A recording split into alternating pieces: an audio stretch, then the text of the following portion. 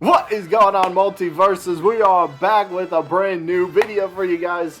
I told you we were going to be back taking a look at this list again, and if you don't remember, this list, well, it was long before, but it's grown since. I mean, look at all, this is all questions and answers from the dev team. It just keeps going.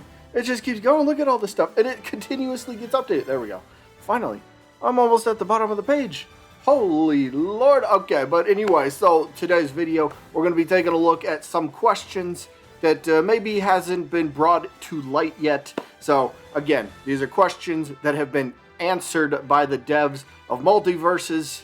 So let's get into it.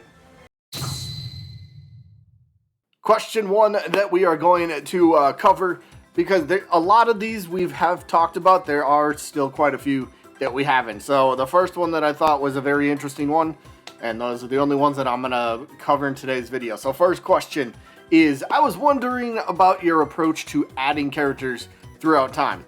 Will there be seasons with their own battle passes, and will they be like 2 new fighters every season? And what's the max amount of characters that is planned? So they're basically saying, all right, if there's a battle pass, how many characters are going to be in the battle pass? Is it going to just be one at the very end of the battle pass? How many characters can we expect per season? Good question, right? We all want to know the characters, who's next, who's coming, blah, blah, blah, all that sort of stuff, right? Well, luckily, we got a pretty good answer to this one. The answer from the devs, I think our approach is, for the foreseeable future, is we will add as many characters as quickly as our dev team possibly can, with the limit being on each character must feel unique and authentic to the source.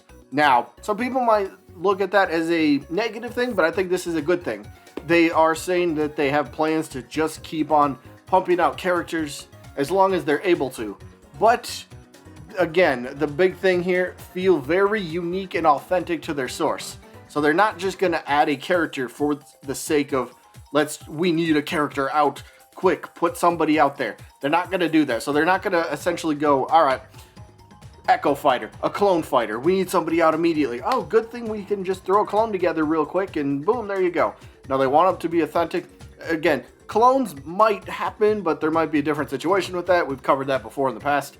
But good. Characters that are going to come out, they want them to feel unique and authentic. And that's good, right? And they've stated this before, that it takes like 2 to 3 weeks, I think, to get them in a playable state. Of course, it's not the finished product, but they could get a playable character in a playable state in 2 to 3 weeks, which is pretty good. And then once all the fine polish and tuning goes on, who knows how long until the next character, that's ready to go and they start working on the next one. So, good question. Second question we have for you guys. This one has to do with stage hazards as the first part of the question, and the second part is about movie tie-ins. And I've thought about this myself.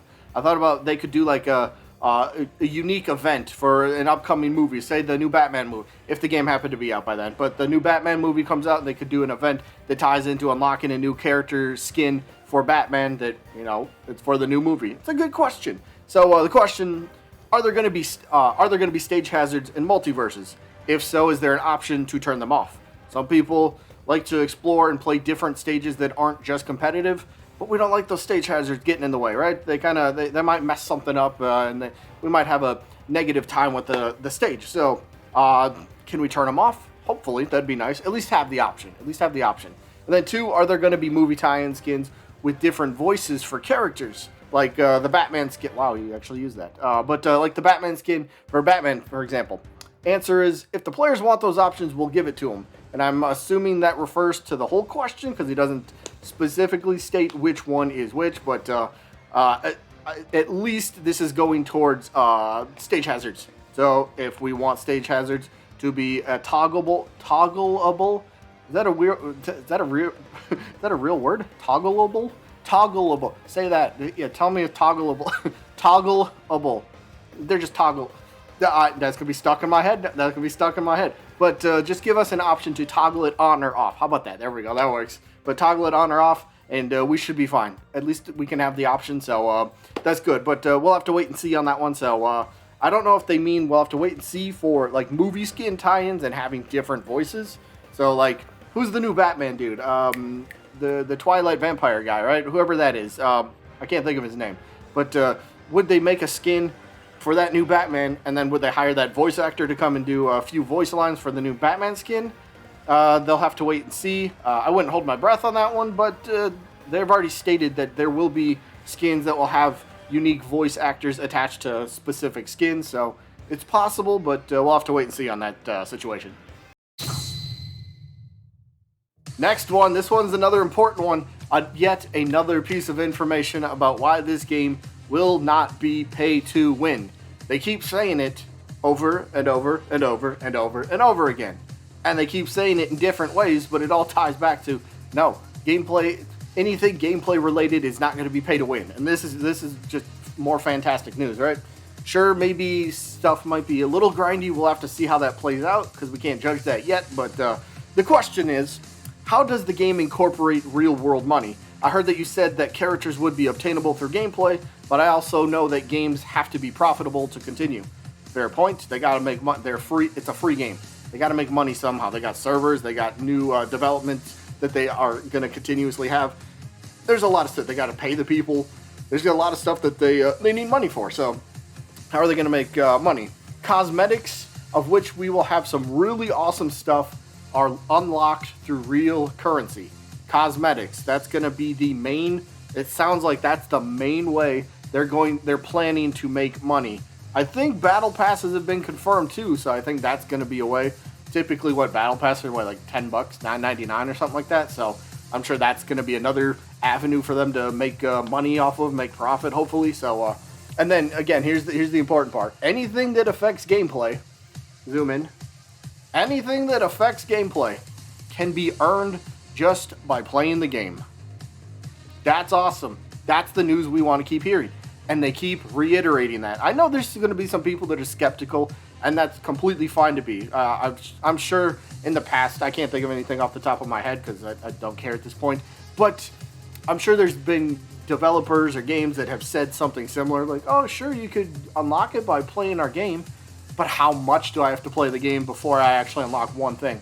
Some stuff can be way too grindy, and then it's like, well, I just might as well not even play. So as long as they can find a good balance for unlocking stuff simply by playing the game, maybe they got challenges, daily login quests, whatever it might be. You log in and you do, all right, I got to play as Batman 5 times. Oh, cool, I played Batman 5 times. I gained some experience. I leveled up, get some in-game currency, and boom, maybe that in-game currency helps me unlock a character. Something like that. So I think they got a good system in place, hopefully. But again, it's just something that we're going to have to wait to see. But another reassuring message, this game is hopefully not going to be pay to win. Here was an interesting question that I thought some people would be interested in hearing at least. So if you participate in open betas or, some sort of playtest before the game. I'm not talking about the tech test that happened in December. No, because that was selected few people. But once in open beta, if you participate, you will have the possibility of something tied to your account that says, hey, I participated in the beta. So you can kind of show off something. So there's a very good question here that says, hey, Tony, will we receive an exclusive skin or something from playing the beta? And Tony, he answers, we'll try to reward the players for testing. I think that's great. I've been a part of many beta tests in my day. There's been a few games that definitely do reward you for, as the players, we are helping them out to a degree. We're stress test, maybe they're just trying to gather feedback for once the game does finally launch, stuff like that. So just some reward, a banner, a player icon, a player emblem, a special emote, a skin if that's possible. But something like that would be absolutely freaking cool. Maybe a KO animation, beta, the word beta pops up, like you play tested in the beta. Something like that would be kind of a cool thing to reward the players, but they will try to do something. Not a guarantee, but it does sound like that's possible, so that's kind of cool news. Here's another one that I found rather interesting. So the question basically reads out, will there be customizable fighters, aka will there be Mii fighters or Mii fighter-like characters in Multiversus? A way to, because the Mii fighters in Smash, right? We got all those Mii costumes, which kind of help, say like Doom Guy, for example, right? He got a Mii costume. Shantae got a Mii costume. All these characters got Mii costumes. because they weren't playable characters, so they still got represented in some way. And that's what this question is asking. And we got the answer of personal avatars are a good idea, but for the near future, we're focused on other features / content. And I kind of think that's fine. I'd rather, especially right now at the beginning of the game, I don't need my own avatar, to be honest. Sure, maybe down the line, it could be an option, but I'd rather fill the roster with established WB-owned properties before I get this other avatar-like fighter. Like, I don't necessarily need that. Give me the Mortal Kombat, or just give me Warner Brother game characters first. Give me Cartoon Network characters. Give me all these other. Give me that stuff first, and then we can start thinking about maybe a little bit more outside the box. Because again, the game is literally just started. We have, what, 13 characters officially revealed for the roster, and we're already thinking about avatars, about characters that aren't represented yet. Well, let's just kind of reel it back just a little bit. Like, there's so much time. There's probably so many more reveals that they have, and then of course post-launch content for new characters. There's going to be so many, so it's kind of like, all right, should we really kind of like wrap a bow around some characters and be like, all right, just give them an avatar, costume or cosmetic because they didn't make it into the game? Why do we have to think about that right now? Maybe there's still a chance that they come later down the road. So, you know, avatar characters, Mii fighters are fine, but again, let's start off with some established characters before we go down a little bit of the crazier routes. And last but not least, I figured we'd end off with a really, really encouraging question for literally everybody. So we all wondered, what's next? When are we going to get more information about the game? And that's literally the question, and we got a good answer. Any new trailer plans in the works yet for Multiversus? Anything new? Answer, one word that we all want to hear. Yes! They got something planned. It doesn't give us a timetable, but there are plans for some sort of new trailer. Maybe it's the next character reveal. Maybe it's just more gameplay. Some people would just be satisfied with, give me more gameplay, even if it's the characters we've already seen. Let me just see a little bit more of the game. So, new trailer plans are in the works. Great question, great answer, and that's kind of all I have for today. There's still many more questions on here that I haven't gone over. I'll leave the link to this down in the description. Feel free to check it out yourself.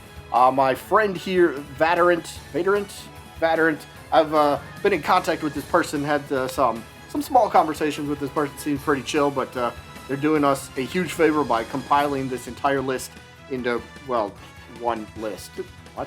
But anyway, shout out to Vadorant on that one. Vadorant, sorry. But that is going to be it for this one. Hope you guys enjoyed. As always, I guess I'll see you when I'm looking at you.